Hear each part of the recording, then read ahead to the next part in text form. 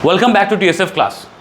तो बच्चों, हम मैक्रो इकोनॉमिक्स हमने शुरुआत किया था इकोनॉमिक्स के अंदर, जिसमें हम लोग ने सर्कुलर फ्लो ऑफ इनकम को पढ़ लिया था। ठीक है, मैंने आपसे कहा था कि जो नेक्स्ट क्लास होगी ये थर्ड क्लास है। इस थर्ड क्लास में हम शुरू करने वाले हैं बेसिक कॉन्सेप्ट्स जो आगे मैक्रो इकोनॉमिक्स में पढ़ाए जाते हैं, जैसे आपका इकोनॉमिक टेरिटरी हो गया, नॉर्मल रेसिडेंट कॉन्सेप्ट क्या होता है, ट्रांसफर इनकम, फैक्टर इनकम क्या होता है, डेप्रिसिएशन क्या होता है, ग्रॉस इन्वेस्टमेंट क्या होता है, नेट इन्वेस्टमेंट क्या होता है, net factor income from abroad क्या होता है। ये कुछ ऐसे टॉपिक्स हैं। कंजम्पशन गुड्स क्या होता है, कैपिटल गुड्स क्या होता है, फाइनल गुड्स क्या होता है, इंटरमीडिएट गुड्स क्या होता है।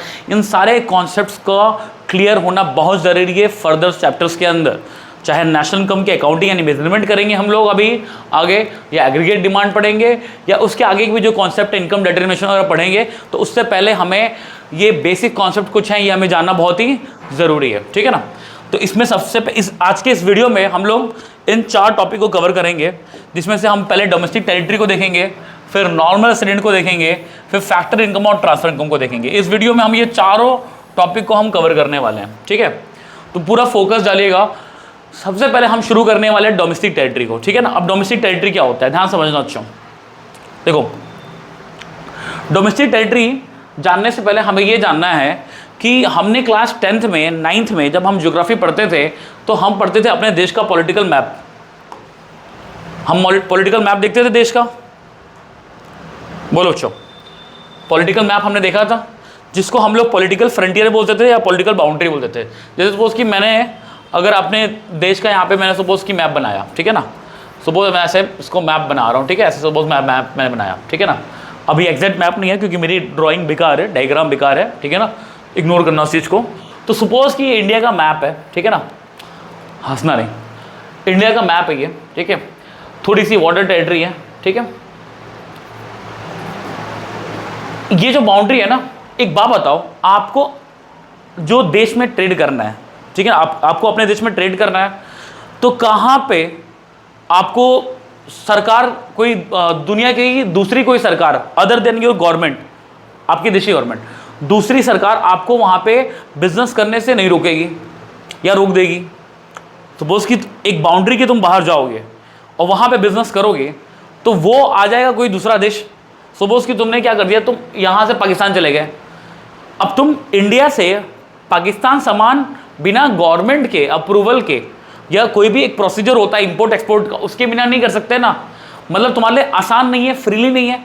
इंडिया में तुम कहीं भी जाके, चाहे केरल हो, कन्याकुमारी, कोई भी बिजनेस कर सकते हो, ठीक है ना। जिन बिजनेस में लाइसेंस की जरूरत नहीं है, वहाँ लाइसेंस लेने की जरूरत नहीं है, गवर्नमेंट से अप्रूवल लेने की जरूरत नहीं है, परमिशन लेने की जरूरत नहीं है। तुम्हें दुकान छोटी सी खोलनी है, तुम तमिलनाडु में, कन्याकुमारी में तुम जाके खोल सकते हो। बस मेरी, तुम नॉर्थ ईस्ट में जाके खोल सकते हो, तुम राजस्थान गुजरात में जाके खोल सकते हो, तुम्हें कोई परेशान करने नहीं आएगा। तुम किसी भी तरह का गुड्स एंड सर्विस का प्रोडक्शन शुरू कर सकते हो अपने इस देश के पॉलिटिकल बाउंड्री के अंदर।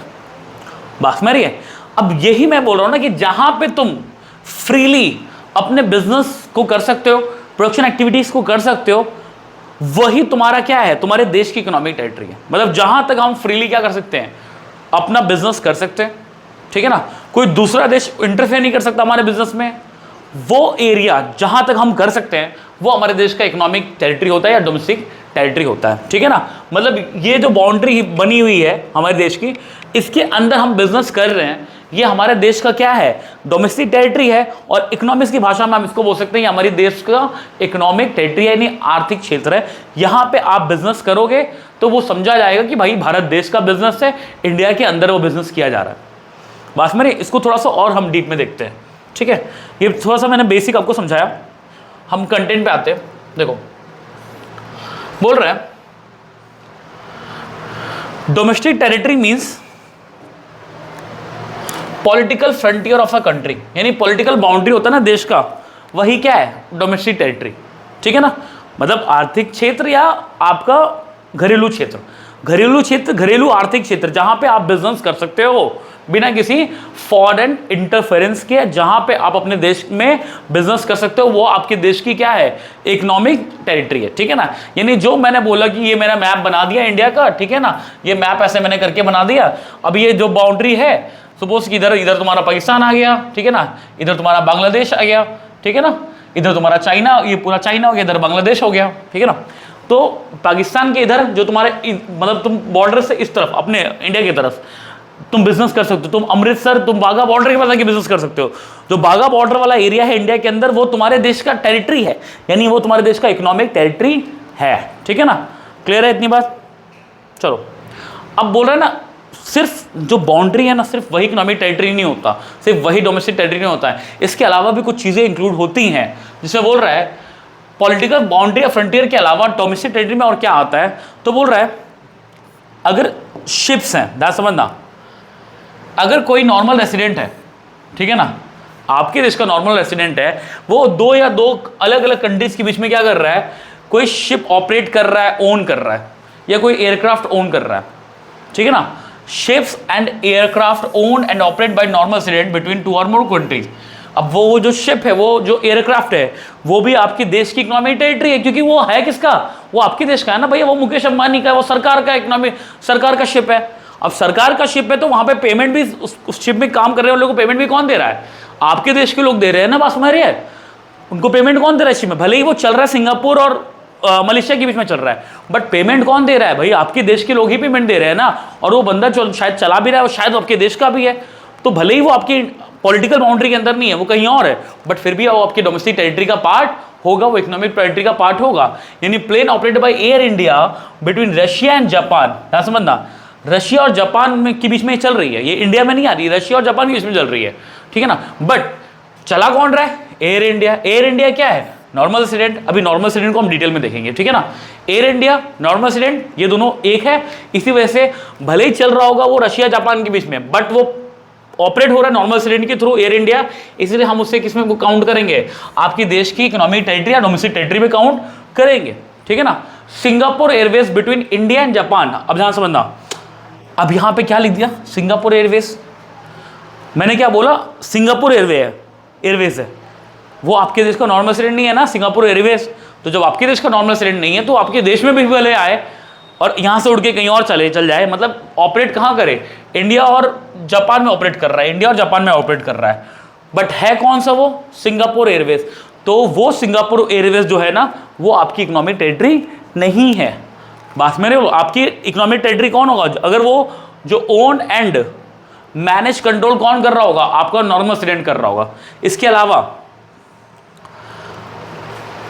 आपके देश का, किसी भी देश का रेसिडेंट है और उसको ना किसी इंटरनेशनल वाटर में, suppose I am normal resident of India and international water, मतलब इंटरनेशनल वाटर जो मतलब इंडिया की वाटर टेरिटरी भी नहीं है, पाकिस्तान की वाटर टेरिटरी भी नहीं है, या यूएई की भी वाटर टेरिटरी नहीं है, मॉरिशस की भी वाटर टेरिटरी नहीं है, बट इंडियन ओशियन का वो पार्ट जो काउंट होता है इंटरनेशनल वाटर में, उसमें अगर मुझे एक्सक्लूसिव राइट मिले हैं कि वहां पर जाके मैं कोई बिजनेस ऑपरेशन कर सकता हूं, ठीक है ना, मुझे क्या मिले हैं, अधिकार मिला है मुझे, ठीक है ना, कोई भी इंटरनेशनल बॉडी के थ्रू मुझे अधिकार मिला है, ठीक है ना, कि मैं वहां पे अपना कोई बिजनेस ऑपरेशन कर सकता हूं, वहां पे मैं नेचुरल गैसेस का एक्सट्रैक्शन कर सकता हूं, ऑयल निकाल सकता हूं, फिशिंग कर सकता हूं, किसी भी तरह का वहां पे क्रूज चला सकता हूं, कुछ भी मैं वहां पे, अगर मुझे पास राइट मिला है उस इंटरनेशनल वाटर के अंदर, ठीक है ना, मैं कोई भी फ्लोटिंग प्लेटफॉर्म का यूज कर रहा हूं, नेचुरल गैस का रिक्स लगा रखा है मैंने, फिशिंग वेसल्स है मेरी, ऑयल का रिक्स है, तो ये भी मेरा क्या हो जाएगा, नॉर्मल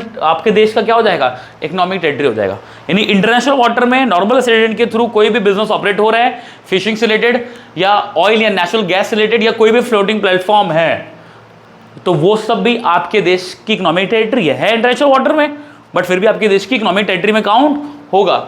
इसके अलावा भाई विदेश तुम घूमने गए, ठीक है ना, विदेश तुम घूमने गए, तुम्हारा पासपोर्ट चोरी, तुम बीच में एंजॉय कर रहे हो, ड्रिंक ले लिया तुमने, अब बैठे हो अचानक से ऐसे आंख हल्की सी बंद हुई, तुमने बैग में रखा है, बैग में पासपोर्ट है, वीजा वगैरह सब उसी में थे, कोई लेके भाग गया। अब वहां की पुलिस, वहां के लोकल एडमिनिस्ट्रेशन तुम्हें पकड़ सकते हैं, तुम पे ब्लेम लगा सकते हैं, कुछ तुम्हें फंसा सकते हैं स्पाई बोल के, ठीक है ना, इलीगल तरीके से आया कुछ भी बोल के फंसा सकते हैं ना। तो वहां पे तुम्हारी मदद कौन करेगा, वहां तुम्हारी मदद करेंगे एम्बेसीज मदद करेंगे। कौन मदद करेगी, एम्बेसीज मदद करेंगी, कॉन्सुलेट्स मदद करेंगी। तुम जाओगे एम्बेसी के पास, जाओगे कॉन्सुलेट के पास, जाओगे, बोलोगे भैया मेरा पासपोर्ट खो गया है, अब तुम घूमने आए हो तो तुम्हारी डिटेल कॉन्सुलेट में पड़ी हुई है, एम्बेसी में पड़ी हुई है, तो वो तुम्हारी हेल्प कर देंगे, ठीक है, बस मेरे लो। तो वो एम्बेसी, वो कॉन्सुलेट है क्या, कहाँ की, भाई तुम इंडियन हो, तो तुम इंडियन एम्बेसी में जाओगे इस पर्टिकुलर देश के अंदर जहां तुम घूमने गए हो, बात में रही है, वहां जाके बोलोगे कि मैं इंडिया से घूमने आया था, मेरा सामान वामान चोरी हो गया, ठीक है ना। यानी एक चीज तो क्लियर है कि जो भी इंडियन एम्बेसी है, कॉन्सुलेट्स हैं, या किसी भी देश की मिलिट्री किसी दूसरे देश में जाके अपना स्टैब्लिशमेंट कर रखा है, एक एरिया ले रखा है, सपोज कि आपके एक सपोज कि 100 हेक्टेयर वाली जगह लेके ना, हेक्टेयर स्क्वायर में जगह लेके किसी दूसरे देश का आर्मी आपके देश में एक एरिया ले लिया, सरकार ने उसको दे दिया है। अब सपोज कि इंडिया के अंदर यूएस ने एक एरिया ले लिया जिसमें बोला कि हमारी मिलिट्री स्टैब्लिशमेंट है, और वहां पे गेट लगा दिया। अब गेट पे यूएस मिलिट्री के गार्ड्स खड़े हैं, तो वहां पे आपको परमिशन लेना पड़ेगा यूएस मिलिट्री के गार्ड से। इवन सरकारी आदमी भी जाएगा ना, सरकारी आदमी भी जाएगा, भले ही वो इंडिया के अंदर है मिलिट्री एस्टेब्लिशमेंट, बट उसको गवर्नमेंट से बोलना पड़ेगा, गवर्नमेंट बात करेगी, यूएस के प्रेसिडेंट या जो भी मिलिट्री चीफ होंगे उनसे, वो अलाउ करेंगे, तब आप एस्टेब्लिशमेंट में घुस सकते हो। यानी अगर आपके देश में किसी दूसरे देश का मिलिट्री एस्टेब्लिशमेंट आ गया तो वो आपकी इकोनॉमिक टेरिटरी नहीं है, लेकिन आपके देश की मिलिट्री एस्टेब्लिशमेंट यानी इंडिया की आर्मी किसी दूसरे देश में जाके अपनी एस्टेब्लिशमेंट ले रही है किसी पर्टिकुलर एरिया के अंदर, तो वो भले ही दूसरे देश में है बट आपकी एस्टेब्लिशमेंट है ना मिलिट्री की, तो वो आपकी इकोनॉमिक टेरिटरी होगी, डोमेस्टिक टेरिटरी में काउंट होगा। यानी 3 चीजें मैंने आपको साथ साथ में बोली कि डोमेस्टिक टेरिटरी आपकी जो इकोनॉमिक टेरिटरी है, वो आपके जो पॉलिटिकल बाउंड्री है, वो उसके अंदर जितना एरिया है वो सब आपकी इकोनॉमिक टेरिटरी है। इसके इंक्लूड्स, इसके अलावा और क्या क्या चीज़ मैंने बताई, जो शिप्स एयरक्राफ्ट ओन करते हैं, ऑपरेट करते हैं नॉर्मल रेसिडेंट, भले ही वो 2 अलग अलग कंट्रीज के बीच में ऑपरेट कर रहे हैं, बट ऑपरेट किसके थ्रू हो रहा है, नॉर्मल रेसिडेंट के थ्रू हो रहा है, बस मरिए, तब भी हम उसे क्या करेंगे, हम उसे इकोनॉमिक टेरिटरी में काउंट करेंगे अपने देश का। फिशिंग वेसल्स हैं, नेचुरल गैस या ऑयल का रिस्क लगे हुए हैं, हम एक्सट्रैक्शन कर रहे हैं, ये कोई फ्लोटिंग प्लेटफॉर्म है इंटरनेशनल वाटर में, और वो इंटरनेशनल वाटर में आपको एक्सक्लूसिव राइट मिला हुआ है किसी इंटरनेशनल बॉडी से कि हाँ आप वहाँ पे काम कर सकते हो, और आप नॉर्मल रेसिडेंट इंडिया के हो, तो वो पर्टिकुलर जो फिशिंग वेसल है या फ्लोटिंग प्लेटफॉर्म है, नेचुरल गैस या ऑयल का रिस्क है, वो आपके देश की इकोनॉमिक टेरिटरी बन जाएगी उस वक्त, ठीक है ना। इसके अलावा मैंने बताया embassies, consulates and military establishment भी क्या होती है, अगर लोकेटेड अब्रॉड है बट आपके देश का है, तब भी वो आपकी इकोनॉमिक टेरिटरी है। जैसे कि मान लो सपोज रशिया के अंदर इंडियन एम्बेसी है, रशिया के अंदर इंडियन एम्बेसी है, बट पार्ट किसका हो जाएगा, वो इंडिया का डोमेस्टिक टेरिटरी का पार्ट हो जाएगा, ठीक है ना। बोल रहे कॉन्सुलेट क्या होता है भाई, कॉन्सुलेट एक ऑफिस होती है, बिल्डिंग होती है, ठीक है ना। जो ऑफिसर्स सरकारी ऑफिसर्स होते हैं ना, फॉरेन कंट्री में जाके आपके देश के इंटरेस्ट के लिए काम करते हैं, ठीक है ना। आपके देश का, देखो इंडिया का, यूएस का, इंडिया का, ब्राजील का, इंडिया का, जापान का अपना एक वो होता है, रिलेशन होता है, पॉलिटिकल रिलेशन होता है या बिजनेस रिलेशन होता है, ठीक है ना, इमिग्रेशन रिलेशन होता है, बहुत तरह के रिलेशंस होते हैं, ठीक है ना। तो भाई अब हमारे देश की चीज़ों का, हमारे देश की चीज़ है या हमारे देश के लोग वहाँ पे हैं, तो उनका इंटरेस्ट का ख्याल कौन रखेगा, हमारे देश का लोगों का बिजनेस वहाँ पे है, ठीक है ना, उनको नुकसान ना हो तो उस इंटरेस्ट को कौन ख्याल रखेगा, तो इसके लिए सरकार वहाँ पे एम्बेसीज या कॉन्सुलेट बिठा के रखती है, ठीक है ना। ये है बहुत बड़ा कॉन्सेप्ट, बट आप 12th के बच्चे हो, आप इकोनॉमिक्स के स्टूडेंट हो, तो आपके लिए बस इतना ही जानना अभी इनफ है, ठीक है ना। अब बोल रहे डोमेस्टिक टेरिटरी में क्या नहीं आएगा, तो भाई मैंने बोला भाई अगर इंडिया की एम्बेसी बाहर है तो डोमेस्टिक टेरिटरी का पार्ट है, बट किसी दूसरे देश की एम्बेसी इंडिया में है तो वो उस देश की इकोनॉमिक टेरिटरी या डोमेस्टिक टेरिटरी है, ठीक है ना। एग्जाम्पल, जापानीज एम्बेसी इंडिया के अंदर है तो वो डोमेस्टिक टेरिटरी जापान का है, ना कि इंडिया का है, बस मेरे बोलो। तो भले दिल्ली के अंदर जापानीज एम्बेसी होगी, लेकिन तुम वहाँ पे बिना जापानीज लोगों के, ठीक है ना, जो भी वहाँ पे जापानीज ऑफिशियल होंगे उनके परमिशन में घुस नहीं सकते। ये नहीं बोल सकते अरे भाई मेरे देश का मैं घुसूंगा, तुम क्यों कौन होते रोकने वाले, लेकिन नहीं घुस सकते, बस मेरे। तुम वहाँ पे उन लोगों को मार नहीं सकते, पकड़ नहीं सकते, बिकॉज दे आर एम्बेसडर, ठीक है ना। उनके पास अलग एक लीगल राइट्स होते हैं आपके देश में काम करने के लिए, ठीक है ना। वो आपके देश की तरह नॉर्मल रेसिडेंट या नॉर्मल सिटीजन नहीं होते हैं, बस मेरे। हम इसके अलावा जो इंटरनेशनल ऑर्गेनाइजेशन है लाइक WHO या WHO के जितने भी पार्ट हैं, ठीक है ना, या UNO हो, ये सब जितने भी इंटरनेशनल ऑर्गेनाइजेशन है वो कहीं भी आपके देश में है, आपके देश के अंदर WHO का ऑफिस है, तो वो WHO की टेरिटरी है, ना कि आपकी इकोनॉमिक टेरिटरी है, ठीक है। क्लियर इतनी बात। बोल रहा according to united nation economic territory is a geographical territory administered by government which persons goods और कैपिटल सर्कुलर फ्रीली, ठीक है। चलो ये टेस्ट योरसेल्फ, आप इसको स्क्रीनशॉट लेके इसको आप देख सकते हो, ठीक है। बोल रहा है an Indian company in London, that समझना, विच, पहले क्वेश्चन क्या है पहले उसको समझते हैं, which of the following are covered under the domestic India. भाई डोमेस्टिक टेरिटरी में काउंट होगा कि नहीं होगा, ध्यान समझना। बस मेरी अब बोल रहा है an Indian company in London, अब ध्यान समझना, एक इंडियन कंपनी लंदन में। अब तुम कहोगे भाई इंडियन कंपनी लंदन में तो इंडियन डोमेस्टिक टेरिटरी होगी ना, लेकिन नहीं बाबू, इंडियन कंपनी है, प्राइवेट कंपनी है, वो प्राइवेट कंपनी वहां पे ऑपरेट कर रही है, तो वो उसी देश का इकोनॉमिक टेरिटरी होगा, आपके देश की इकोनॉमिक टेरिटरी नहीं होगी, ठीक है ना। बोल रहा है माइक्रोसॉफ्ट ऑफिस, अब जैसे मैंने बोला इंडियन कंपनी प्राइवेट है, तो माइक्रोसॉफ्ट ऑफिस भी तो प्राइवेट है, तो वो आपकी इंडिया में आएगा, तो ऐसा नहीं कि वो माइक्रोसॉफ्ट का बन जाएगा टेरिटरी, नहीं, वो माइक्रोसॉफ्ट का टेरिटरी नहीं बनेगा, वो आपके देश यूएस का टेरिटरी नहीं बनेगा, वो आपके देश का टेरिटरी बनेगा, ठीक है। बोल रहे company in owned, company in India owned by Japanese, मैंने फिर यहाँ पे बात की भाई तीनों केस में प्राइवेट कंपनीज काम कर रही है, ठीक है ना, वो प्राइवेट कंपनी है, देश विदेशी है, आपके देश की नॉर्मल रेसिडेंट नहीं है वो, बस मेरे लोग। अब बोल रहे ऑफिस ऑफ रिलायंस, ठीक है ना, भाई रिलायंस है, वे भी प्राइवेट आ गया, न्यूयॉर्क में, क्या मतलब है, यूएस की इकोनॉमिक टेरिटरी, आपकी इकोनॉमिक टेरिटरी नहीं है।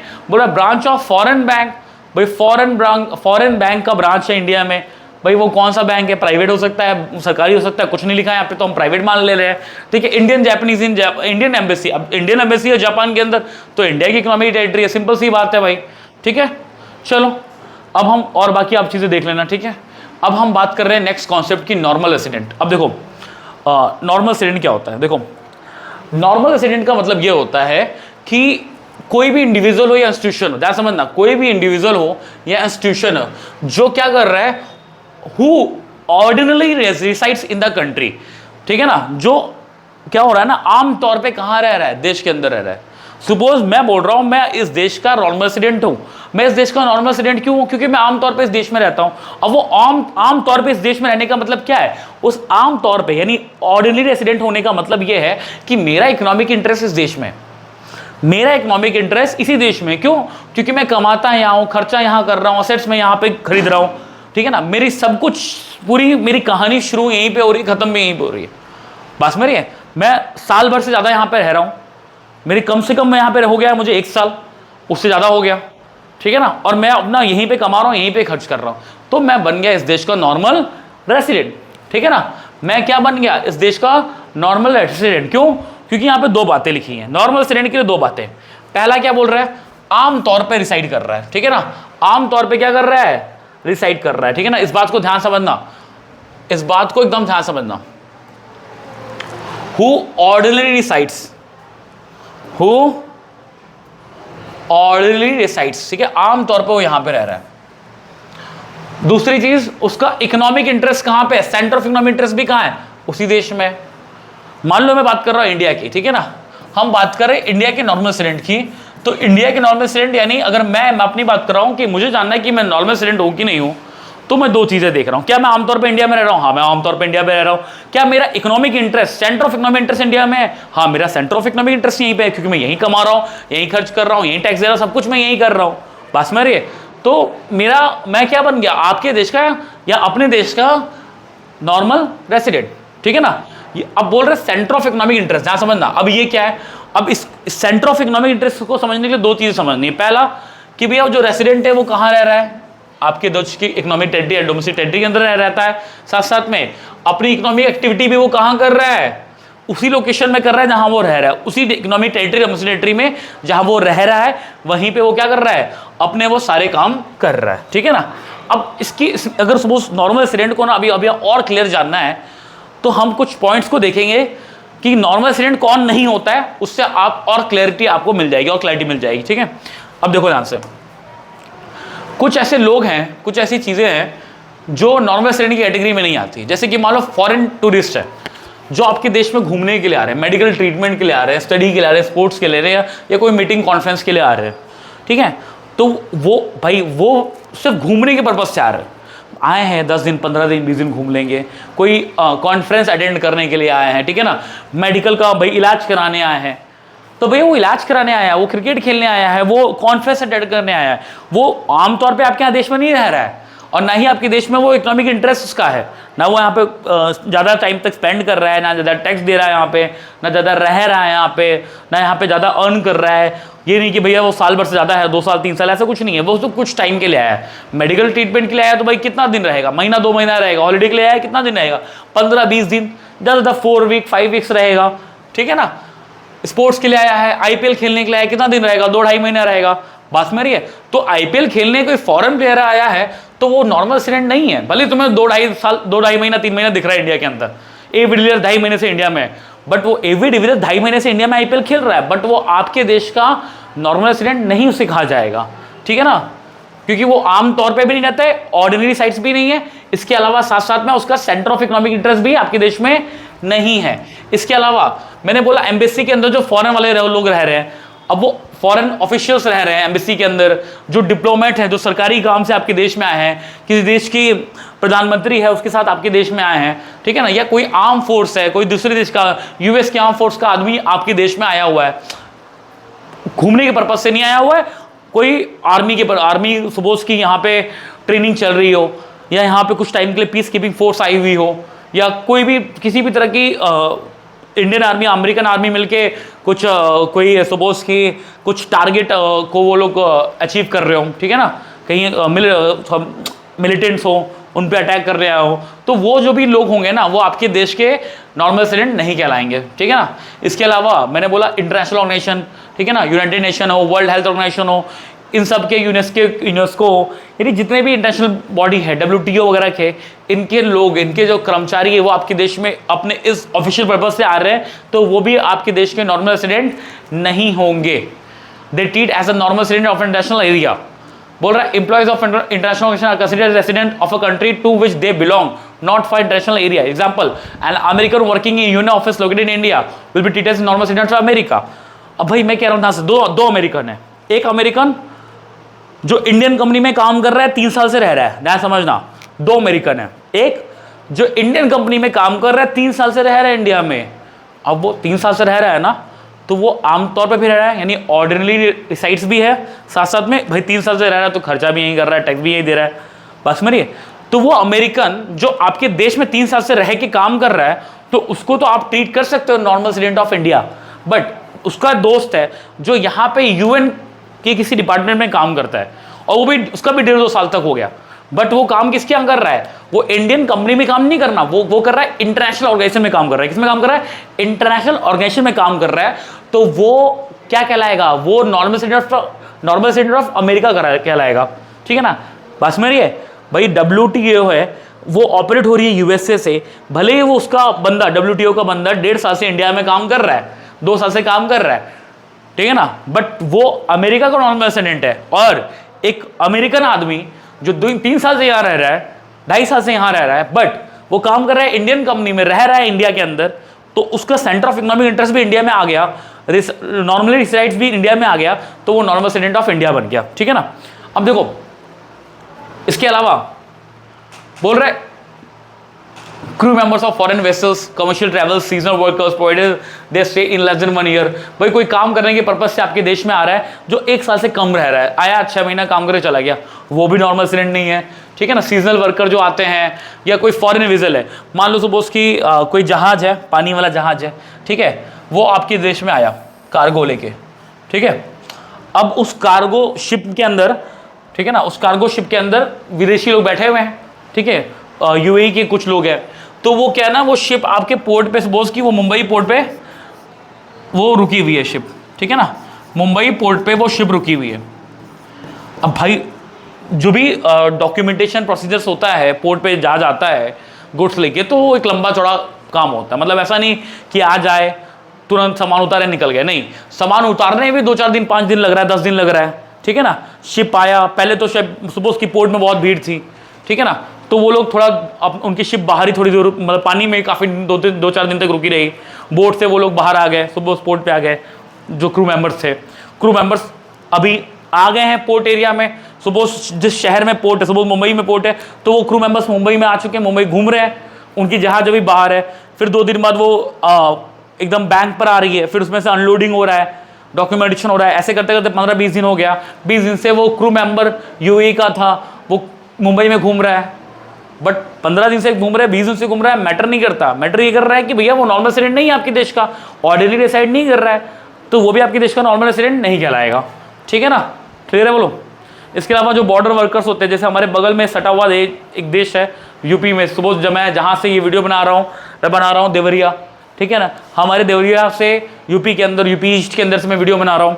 अब यहाँ से 100 किलोमीटर दूर हमारा जापान कह रहा हूँ, सॉरी, नेपाल का बॉर्डर है। ठीक है ना, अब वो नेपाल के बॉर्डर में क्या होता है ना, बॉर्डर पे आप जाओगे ना तो कुछ रेसिडेंशियल एरिया बॉर्डर की उस तरफ है, कुछ मार्केट इधर है। तो क्या होता है ना, कुछ नेपाली लोग मॉर्निंग में घूम आते हैं, बॉर्डर पार करके काम करते हैं, शाम को निकल जाते हैं। बस मारिए, सुबह उठे 8-9 बजे आए और फिर रात के 8-9 बजे चले गए, बॉर्डर पार करके आ रहे हैं, काम करके चल जा रहे हैं, ओपन बॉर्डर है। ठीक है ना, तो बस आ रहे हैं, इंडिया में नौकरी कर रहे हैं, काम इंडिया में कर रहे हैं, बट रह तो नहीं रहे ना यहाँ पे, रह नहीं रहे यहाँ पे ना, समझना। वो अपना खर्चा कहाँ कर रहे हैं, अपनी फैमिली का केयर टेकिंग कहाँ कर रहे हैं, नेपाल के अंदर कर रहे हैं। भले बॉर्डर के 100-200 मीटर अंदर ही कर रहे हो, बट उस पार कर रहे हैं ना, नेपाल में है ना वो लोग, नेपाली है, तो वो भी आपके देश के नॉर्मल रेसिडेंट नहीं कहलाएंगे, क्योंकि वो दे आर बॉर्डर वर्कर्स। वो कौन है, बॉर्डर वर्कर्स हैं। क्लियर है बोलो, इतनी बात क्लियर है। ठीक है, चलो अब आगे हमारा कॉन्सेप्ट आता है। देखो अभी नॉर्मल रेसिडेंट को और बेहतर समझने के लिए ये समझ लो कि मैंने बोला कि भाई आपके देश में कोई बाहरी बंदा आया, ठीक है, यूएन का या WTO का आया, कुछ दिन रहा, काम कर रहा है यूएन ऑफिस, WTO ऑफिस में, WTO के ब्रांच में काम कर रहे हैं इंडिया के अंदर। अब वो आपके देश का नॉर्मल रेसिडेंट नहीं है, ठीक है, लेकिन क्या हुआ ना, उसने WTO का ऑफिस छोड़ा, WTO का ऑफिस छोड़ा और वो जाके किसी इंडियन कंपनी में नौकरी करने लगा। ठीक है ना, फिर 1 साल किया, 2 साल किया, 3 साल किया, 4 साल किया। ठीक है ना, 4 साल से वो नौकरी कर रहा है, तो वो आपके देश का रेसिडेंट तो बन गया। बात समझ रही है, समझ आ रही है। 4 साल से काम कर रहा है, रेसिडेंट तो बन गया, पहले नहीं था बट बाद में बन गया। लेकिन सिटीजनशिप मिल जाएगी क्या उसको? नहीं मिलेगी। क्यों? क्योंकि सिटीजनशिप अलग कॉन्सेप्ट है, रेसिडेंटशिप अलग कॉन्सेप्ट है। सिटीजनशिप एक लीगल कॉन्सेप्ट है, रेसिडेंटशिप एक इकोनॉमिक कॉन्सेप्ट है। बस मेरे लो, जरूरी नहीं है कि आपके देश में हर टैक्स देने वाला इंसान वो आपके देश का सिटीजन होगा। आपके देश का सिटीजन बनने के लिए एक सिटीजनशिप एक्ट है, उस एक्ट के अंदर जो प्रोविजन दे रखे हैं ना, उसके अकॉर्डिंग आप सिटीजन बनते हो। जैसे कि आप इस देश में पैदा हुए हो, ऑटोमेटिक आपको सिटीजनशिप मिल गई।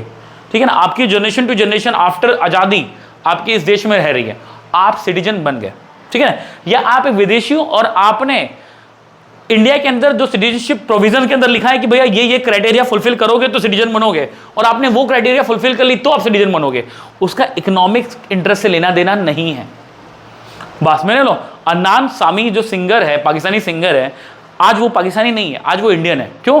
क्योंकि वो इंडिया में सिर्फ रहने की वजह से, इंडिया में गाना गाने की वजह से इंडिया का सिटीजन नहीं बना, उसने प्रॉपर सिटीजनशिप के लिए अप्लाई किया, लॉ के थ्रू उसको प्रॉपर सिटीजनशिप मिली। अक्षय कुमार 2009 से लेकर 2015 तक, अक्षय कुमार जो एक्टर है 2009 से लेकर 2015 कह रहा हूँ, 2000 आई थिंक 23 तक, लास्ट ईयर 23 या 24, I am little bit confuse, but I think 2023। ठीक है ना, ये पूरा मान के चलो कम से कम 15 साल तक वो बंदा, वो एक्टर आपके देश में था, मूवीज बना रहा था, टैक्स पे कर रहा था, सब कुछ कर रहा था, highest tax payer of India. आप सोचो, जिसको हम बोल रहे हैं कि वो highest individual tax payer of India है, लेकिन वो सिटीजन नहीं है। बस मेरी है भाई, highest tax payer of India है तो उसी से लग रहा है कि भाई उसका centre of economic interest India में है, बट फिर भी सिटीजन नहीं है। बस मेरी है, क्योंकि वो टैक्स इंडिया में दे रहा है, वो कमा इंडिया में रहा है, खर्च इंडिया में कर रहा है, उसका इकोनॉमिक इंटरेस्ट इंडिया में है। तो इकोनॉमिक कॉन्सेप्ट के हिसाब से आपको रेसिडेंटशिप मिल जाती है, बट इकोनॉमिक कॉन्सेप्ट की वजह से, इकोनॉमिक चीज़ों की वजह से आपको सिटीजनशिप नहीं मिलती है। This is a basic difference between citizenship and residentship. Now we are going to move ahead. अब देखो, आगे की वीडियोस में हम कुछ चीज़ें पढ़ेंगे, उसके लिए मैं आपको थोड़ा सा हिंट देता हूँ। देखो, जो डोमेस्टिक टेरिटरी और नेशनल नॉर्मल रेसिडेंट हमने पढ़ा, इसका यूज़ कहाँ है? देखो, डोमेस्टिक टेरिटरी का मतलब है डोमेस्टिक इनकम से। आपके देश में जितना भी गुड्स एंड सर्विसेज प्रोड्यूस हो रहा है, यानी आपके देश की इकोनॉमिक टेरिटरी में, बस मेरी है, समझ में आ रही है? आपके देश में डोमेस्टिक टेरिटरी में, इकोनॉमिक टेरिटरी में जितने गुड्स एंड सर्विस प्रोड्यूस हो रहे हैं, ठीक है ना, उन सारे गुड्स एंड सर्विस को हम एक साथ बोलेंगे डोमेस्टिक प्रोडक्ट। और उनकी मनी वैल्यू को बोलेंगे डोमेस्टिक इनकम। यानी अगर एक मोबाइल फ़ोन है, एक मोबाइल फ़ोन माइक्रोमैक्स का है जो इंडियन कंपनी का है, एक सैमसंग का है जो कोरियन कंपनी का है। अब कोरियन कंपनी इंडिया में मोबाइल बना रही है, ठीक है, तो उसकी जो मनी वैल्यू है और जो माइक्रोमैक्स इंडियन कंपनी बना रही है यहाँ पे, उसकी वैल्यू, दोनों की वैल्यू को हम जोड़ देंगे पूरी की पूरी जितने में मार्केट में बिक रहे हैं, ठीक है ना, जितने मार्केट में बिक रहे हैं, लोग खर्च कर रहे हैं जितना उनको देने के लिए, ठीक है ना, तो according to the method of measurement of national income उनकी वैल्यू को हम जोड़ देंगे तो नेशनल इनकम का, सॉरी, डोमेस्टिक इनकम का पार्ट बन जाएगा। किसका पार्ट बन जाएगा? डोमेस्टिक इनकम का पार्ट बन जाएगा, क्योंकि आपके देश में प्रोडक्शन हो रहा है ना। ध्यान समझना इस बात को। डोमेस्टिक टेरिटरी का मतलब है डोमेस्टिक प्रोडक्ट से। डोमेस्टिक प्रोडक्ट मतलब वो प्रोडक्ट जो आपके देश में बन रहे हैं। मैटर ये नहीं करता कि बना कौन रहा है, ध्यान से इस बात को समझना। मैटर ये नहीं करता कि जो प्रोड्यूसर है वो नॉर्मल रेजिडेंट है कि नहीं है। मैटर ये करता है कि इकोनॉमिक टेरिटरी प्रोड्यूस हो रहा है ना, तो वो बन गया डोमेस्टिक प्रोडक्ट, ठीक है ना। डोमेस्टिक टेरिटरी के अंदर, ठीक है ना, अगर वो प्रोडक्शन कर रहा है, यानी इकोनॉमिक टेरिटरी के अंदर वो प्रोडक्शन हो रहा है, यानी जो प्रोडक्शन यूनिट है, ध्यान समझना इस बात को, जो प्रोडक्शन यूनिट है वो कहां है? आपके देश की इकोनॉमिक टेरिटरी के अंदर। तो ये मैटर नहीं करता कि प्रोडक्शन करने वाला रेसिडेंट है या नॉन रेसिडेंट है। एप्पल है कि आपकी देश की कोई कंपनी है, ठीक है ना, सपोज कि मैं कह रहा हूं टाटा प्रोड्यूस कर रहा है, ठीक है ना, या कोई दूसरे कंपनी का कोई भी, सपोज कि कोई जैसे टाटा का एक प्रोडक्ट है और जो सेम प्रोडक्ट कोई विदेशी कंपनी बना रही है आपके इंडिया में। अब दोनों की मनी वैल्यू या दोनों प्रोडक्ट डोमेस्टिक प्रोडक्ट में आएंगे और दोनों की मनी वैल्यू डोमेस्टिक इनकम में काउंट होगी। यानी मैटर नहीं करता डोमेस्टिक टेरिटरी या डोमेस्टिक प्रोडक्ट के अंदर कि प्रोड्यूसर कौन है, ठीक है ना। और जब हम बात कर रहे हैं नॉर्मल रेसिडेंट की, तो नॉर्मल रेसिडेंट के थ्रू हम निकालते हैं नेशनल प्रोडक्ट या नेशनल इनकम, ठीक है ना। तो नेशनल प्रोडक्ट मतलब क्या? जो नॉर्मल रेसिडेंट मैटर बना रहा है। नेशनल प्रोडक्ट मतलब क्या? जो कौन बना रहा है? नॉर्मल रेसिडेंट बना रहा है। ध्यान समझना, नॉर्मल रेसिडेंट अब वो आपके देश में बना सकता है, विदेश में बना सकता है आपके देश का नॉर्मल रेसिडेंट, बात समझ रही है। तो वो जो बना रहा है ना, चाहे इंडिया में बनाए या इंडिया के बाहर बनाए, है वो नेशनल प्रोडक्ट, ठीक है ना। अब यहां पे डोमेस्टिक टेरिटरी से मतलब नहीं है, यहां मतलब है कि वो नॉर्मल रेसिडेंट है और वो आपकी डोमेस्टिक टेरिटरी में प्रोडक्शन कर सकता है, वो आपके देश की डोमेस्टिक टेरिटरी के बाहर भी प्रोडक्शन कर सकता है। वो जितना प्रोडक्शन करेगा वो प्रोडक्ट बनेगा नेशनल प्रोडक्ट और उसकी मनी वैल्यू नेशनल इनकम, ठीक है ना। यहां पे डोमेस्टिक टेरिटरी से मतलब नहीं, यहां पे नॉर्मल रेसिडेंट से मतलब है, ठीक है ना। बात मेरे बोलो, यानी नॉर्मल रेसिडेंट काम कर रहा है तो ये मैटर नहीं कर रहा है कि इकोनॉमिक टेरिटरी के इनसाइड है आउटसाइड है, ठीक है ना। बेसिक डिफरेंस क्या समझ में आ रही है कि डोमेस्टिक टेरिटरी की हम बात करते हैं तो हमें यह मैटर नहीं करता कि रेसिडेंट है या नॉन रेसिडेंट है। भाई प्रोडक्शन कर रहा है ना, डोमेस्टिक टेरिटरी में कर रहा है, डोमेस्टिक प्रोडक्ट है। और जब मैं बात कर रहा हूं नॉर्मल रेसिडेंट की, तो यह मैटर नहीं करता कि प्रोडक्शन कहां पे हो रहा है, आपके देश में हो रहा है या बाहर हो रहा है, यानी डोमेस्टिक टेरिटरी में हो रहा है या बाहर हो रहा है। अगर नॉर्मल रेसिडेंट कर रहा है तो वो बन जाएगा नेशनल प्रोडक्ट और उसकी मनी वैल्यू बन जाएगी नेशनल इनकम, ठीक है। फिर से लास्ट एक बार और देख लो इसको। डोमेस्टिक टेरिटरी में प्रोडक्शन हो रहा है तो उस प्रोडक्ट को बोलेंगे डोमेस्टिक प्रोडक्ट। मैटर ये नहीं करता कि रेसिडेंट कर रहा है या नॉन रेसिडेंट कर रहा है, ठीक है ना। नॉर्मल रेसिडेंट कर रहा है या नॉन रेसिडेंट कर रहा है, मैटर नहीं करता, ठीक है ना। और उस डोमेस्टिक प्रोडक्ट की मनी वैल्यू को मैं क्या बोल दूंगा? डोमेस्टिक इनकम, जिसका एग्रीगेट क्या होगा? एनडीपीएफसी। ये हम नेक्स्ट चैप्टर में पढ़ेंगे, ठीक है। और नॉर्मल रेसिडेंट क्या कर रहा है? नॉर्मल रेसिडेंट जो सामान बना रहा है उसको बोल रहे हैं normal product, sorry national product. Normal resident जो प्रोडक्ट बना रहा है उसको बोल रहे हैं नेशनल प्रोडक्ट। ये मैटर नहीं करता कि इकोनॉमिक टेरिटरी के अंदर है या बाहर है। भाई है नॉर्मल रेसिडेंट, अब इंडिया में बनाया या जापान में बनाया, नॉर्मल रेसिडेंट है ना, तो इंडिया में बनाया जापान में बनाया मैटर नहीं करता, होगा वो नेशनल प्रोडक्ट होगा। क्या होगा? नेशनल प्रोडक्ट होगा और उसकी मनी वैल्यू होगी नेशनल इनकम और इसका एग्रीगेट होता है एनएनपीएफसी। ये भी हम पढ़ेंगे नेक्स्ट चैप्टर में, एग्रीगेट्स ऑफ नेशनल इनकम, ठीक है ना। 4 डोमेस्टिक कॉन्सेप्ट के, 4 नेशनल इनकम के। एक बार बताऊंगा, दिमाग में ऐसा बैठेगा कभी जिंदगी में नहीं निकलेगा, ठीक है। बाबू मैं क्या पढ़ा रहा हूं, कैसे पढ़ा रहा हूं, कितना समझ में आ रहा है, कितना समझ नहीं आ रहा है, प्लीज आप कमेंट में जरूर बताओगे। क्योंकि अगर आपने कमेंट कर दिया, सपोज आप वीडियो देख रहे हो, आपको कुछ भी लगा कि यार सर यहाँ पे आप लैग कर गए या ये चीज समझ में नहीं आ रही, तरीका बदलिए, तो प्लीज मुझे रिव्यू जानना बहुत जरूरी है। क्योंकि मैं शुरू कर रहा हूं अभी, मैंने इससे पहले आप 2 वीडियोस और पढ़े हुए, ये तीसरा वीडियो है। तो जब मैं पढ़ा रहा हूं तो मुझे नहीं पता कि आपको किस लेवल पे समझ में आ रहा है, किस लेवल पे समझ में नहीं आ रहा। वो रिव्यू मुझे कब मिलेगा? जब आप उस वीडियोस को देख के जो आपको समझ में आ रहा है, अच्छा लगा, बुरा लगा, पूरा समझ में आया, कैसा समझ में नहीं आया, ठीक है ना, उसको आप कमेंट करके बताओगे, तभी मुझे क्लैरिटी मिलेगी कि हाँ मेरे को चेंज करना है कि नहीं चेंज करना है अपने पढ़ाने के तरीके में, ठीक है। लास्ट टॉपिक आज की वीडियो के लिए, फैक्टर इनकम, ट्रांसफर इनकम। मैं देखो मैंने बताया था तुम्हें, बट फिर भी यहाँ पे बता दे रहा हूँ एक बार। फैक्टर इनकम यानी जब मैं काम कर रहा हूँ कहीं और, ध्यान समझना, जब मैं काम कर रहा हूँ तो जब मैं काम करूंगा ना तो रिफ्लेक्ट करेगा मेरा काम क्या, गुड्स एंड सर्विस के प्रोडक्शन में। यानी मैं काम कर रहा हूं तो सर्विस या गुड्स प्रोड्यूस हो रहा है, मतलब मैं जब काम करने जा रहा हूं तो गुड्स एंड सर्विस का क्या हो रहा है, प्रोडक्शन हो रहा है, ठीक है ना।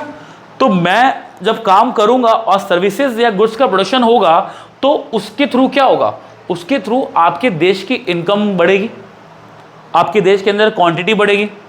यानी वो सर्विसेज जो हम क्या कर रहे हैं, एज अ फैक्टर प्रोडक्शन दे रहे हैं, उसके बदले जो मुझे पेमेंट मिलेगा ना, वो मेरी क्या होगी, इनकम होगी, वो मेरी इनकम होगी। और उस इनकम में कौन सी इनकम बोलूंगा, फैक्टर इनकम। क्यों? क्योंकि एज अ फैक्टर प्रोडक्शन मिला है ना मुझे, और वही इनकम पार्ट किसका बनेगा, नेशनल इनकम का बनेगा। क्यों? मैंने क्या बोला, रिफ्लेक्ट कर रहा है नहीं बन रहा है, मेरे काम करना, यानी जितना मेरे जेब में आएगा वही तो नेशनल इनकम का पार्ट होगा ना। मैंने क्या बोला, मैं काम कर रहा हूं, नॉर्मल स्टूडेंट हूं, तो मैंने जितना कमाया काम करने की वजह से, that is a part of national income. यानी मैंने क्या किया, सर्विसेज दी, फैक्टर सर्विस दी। वो फैक्टर सर्विस क्यों बोल रहा जा रहा है, क्योंकि मैं काम कर रहा हूं, मैं हूं फैक्टर प्रोडक्शन। तो जब फैक्टर प्रोडक्शन अपने आप को इंप्लॉय करता है गुड्स एंड सर्विस के प्रोडक्शन में, तो उसके बदले उसको जो पैसा मिलता है उसको बोलते हैं फैक्टर इनकम, ठीक है ना। Factor income refers to income receive by factor production. भाई जो जो लोग काम कर रहे हैं, सपोज मैंने लैंड दिया तो मुझे रेंट मिल रहा है, तो मेरी वो फैक्टर इनकम है, क्योंकि मैंने सर्विसेज दिया ना, फैक्टर सर्विसेज दिया। फैक्टर सर्विसेज यानी वो जो लैंड है वो एज अ फैक्टर प्रोडक्शन वहां पे काम कर रहा है, ठीक है ना, क्लियर है बोलो। यानी जब मैं काम कर रहा हूं मुझे पैसा मिल रहा है, वो मेरी फैक्टर इनकम हो गई, ठीक है। लेकिन मैं काम नहीं कर रहा हूं, मैं काम नहीं कर रहा हूं, बट फिर भी मुझे पैसा मिल रहा है, वन साइडेड। देखो फैक्टर इनकम दोनों साइड, मतलब काम भी कर रहा है तब पैसा मिल रहा है। यानी वो कौन सा कॉन्सेप्ट हो गया भाई, वो कॉन्सेप्ट हो गया आपका बाइलेटरल, बट ये होता है यूनिलेटरल, यानी वन साइडेड है। यानी बिना काम किए पैसा मिल गया, यानी गुड्स एंड सर्विसेज का प्रोडक्शन नहीं हुआ, यानी वो रिफ्लेक्ट नहीं कर रहा है ना, आपके देश में जीडीपी नहीं बढ़ी, आपके देश की जीडीपी नहीं बढ़ी, आपके देश में गुड्स एंड सर्विस की क्वांटिटी नहीं बढ़ी, क्योंकि बिना काम किए मुझे पैसा मिल गया। तो वो आपके देश के लिए वो पैसा किसी काम का नहीं आया, क्योंकि इसीलिए हम उसको नेशनल इनकम में नहीं ऐड करेंगे। इसको बोला it is not included national income because it does not reflect any production of goods and services in the economy. बस मेरे लो, it can be receive either within domestic territory और from abroad. भाई within domestic territory से मिल सकता है, बाहर से मिल सकता है। किस तरह के पैसे होते हैं जो ट्रांसफर इनकम में काउंट होते हैं, भाई पेंशन मिल रही है, स्कॉलरशिप मिल रही है विदेशी कैसे, या आपके देश में आपकी सरकार आपको घर बैठे बैठे नौकरी नहीं मिल रही है तो अनएम्प्लॉयमेंट अलाउंस दे रहा है, ठीक है ना, पॉकेट मनी, मतलब जो भी चीज़ आपको फ्री फोकट में मिल रही है जिसकी वजह वो काम नहीं करना, वो सब आपकी क्या बन जाएगी, ट्रांसफर इनकम। क्लियर है इतनी बात? बोलो। इस टॉपिक को आप खुद से पढ़ोगे, मैं बाद में बता दूंगा what is mean by the transfer income, sorry current transfer and capital transfer, ठीक है। इसको आप खुद से पढ़ना, ठीक है। बाकी कुछ डाउट होगा तो जरूर आप कमेंट में लिखोगे कि सर हम खुद से भी पढ़ रहे हैं ना, हमको ये करंट ट्रांसफर और कैपिटल ट्रांसफर में डिफरेंस नहीं आया। तो अगर कमेंट में ये बात लिखी होगी कि बताइए सर, कोई एक बच्चा भी लिख देगा current transfer versus capital transfer बताइए, तो मैं जरूर बताऊंगा, ठीक है। चलो, ताकि मुझे भी देखना ना कि आप लोग रिस्पॉन्स दे रहे हो कि नहीं दे रहे हो, ठीक है। कि बता दूं, नहीं बताऊंगा, चलो छोड़ो। ट्रांसफर इनकम, फैक्टर इनकम, फटाफट। अर्निंग कॉन्सेप्ट है, ये रिसीव कॉन्सेप्ट है, ये एक तरफा है, सॉरी ये एक तरफा है, ये दो तरफा है, ठीक है। फैक्टर इनकम को नेशनल इनकम, डोमेस्टिक इनकम दोनों में इंक्लूड करेंगे, ट्रांसफर इनकम को कहीं इंक्लूड नहीं करेंगे, ठीक है। ये इनकम किसको रिसीव हो रही है, फैक्टर प्रोडक्शन रिसीव हो रही है अपनी फैक्टर सर्विस देने की वजह से, और ये इनकम बिना सर्विस दिए मिल रही है, ठीक है। क्लियर है बोलो। इसके अलावा ये यहाँ पे कौन पाता है, फैक्टर प्रोडक्शन इनकम पाता है, यहाँ पे कौन पाता है, यहाँ पे सरकार भी पा सकती है फ्री में पैसा, सरकार को भी मिल सकता है विदेश से, या किसी प्राइवेट लोग से मिल सकता है, या हाउस होल्ड यानी घरेलू लोग को भी मिल सकता है, हम लोग को भी घर बैठे पूरी सरकार से अनएम्प्लॉयमेंट अलाउंस मिल सकता है, ठीक है ना। एग्जांपल क्या है, रेंट, वेजेस, इंटरेस्ट, प्रॉफिट, और इसका एग्जांपल क्या है, scholarship, old age pension, unemployment, ठीक है ना। चलो अब ये 4 टॉपिक हमने पढ़ा डिटेल में। कौन कौन से 4 टॉपिक हमने डिटेल में देखा? पहला टॉपिक था हमारा डोमेस्टिक टेरिटरी, दूसरा टॉपिक था हमारा नॉर्मल रेंट, तीसरा टॉपिक था फैक्टर इनकम, एंड चौथा टॉपिक था ट्रांसफर इनकम। तो भाई चैनल को सब्सक्राइब करो और जितना हो सके इस वीडियो को अपने दोस्तों तक जो कॉमर्स पढ़ते हैं 12th में, जो बोर्ड की इस साल तैयारी कर रहे हैं, उन तक को ये वीडियोस पहुंचाओ, ठीक है ना भाई। अगर सपोज कि आप रिस्पांस दोगे ना मुझे, तो मैं आपके लिए और मेहनत करूंगा, क्योंकि मैंने आपसे वादा कर रखा है, मैं आप ये जैसे सिलेबस कंप्लीट होगा हम test series, question paper, answer writing सब प्रैक्टिस करेंगे, क्योंकि हमारा गोल है इकोनॉमिक्स में 100 आउट ऑफ एटलीस्ट, देखो मैं झूठे वादा नहीं करता कि 100 मिल जाएगा तुमको, लेकिन हाँ 100 आउट ऑफ 95, 96, 97, 98 मिल सकता है। हाँ और शायद कुछ बच्चे जो चमत्कार कर सकते हैं तो वो 100 आउट ऑफ 100 भी ला सकते हैं। ठीक है बच्चों, चलो फिर, thank you for the video.